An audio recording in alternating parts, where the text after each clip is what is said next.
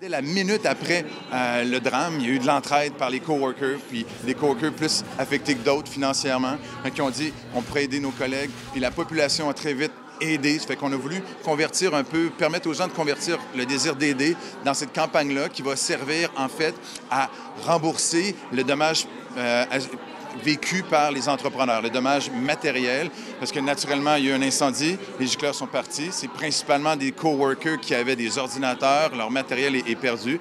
Plusieurs, en tant qu'entrepreneurs start-up, n'avaient pas d'assurance. Fait que le fonds qu'on met à leur disposition, c'est un fonds pour rembourser ce bris-là matériel de base. On parle d'une campagne de 30 000. Naturellement, il y a pas loin de 100 000 de dommages là, au total répertoriés. Et la population a la possibilité de laisser pour 50 leur nom sur le mur commémoratif à la station. Un événement qu'on va faire à l'automne pour les gens qui veulent embarquer. Et c'est évident qu'on va appuyer cette campagne de financement-là. On parle d'un événement assez exceptionnel également et aussi qui nous rappelle plusieurs messages de société.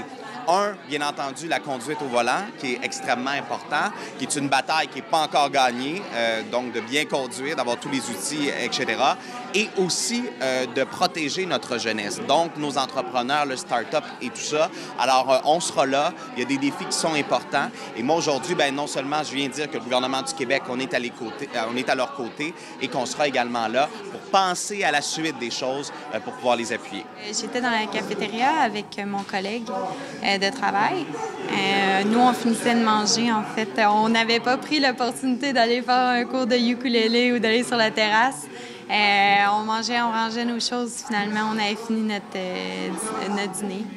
Puis, l'auto est arrivé, finalement. Moi, je rangeais mes éléments de cuisine dans la vaisselle, en fait.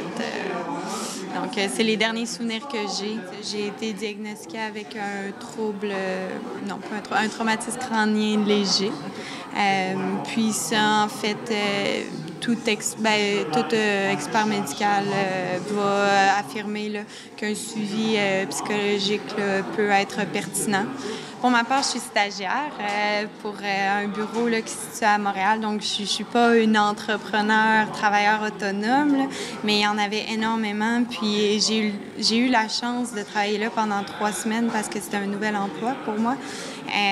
Et j'ai tellement rencontré des personnes avec tellement d'ambition. C'est leur rêve, en fait, partir d'une compagnie de rien du tout, des fois. Puis ces personnes-là, c'est ça, en ce moment, ils sont très vulnérables.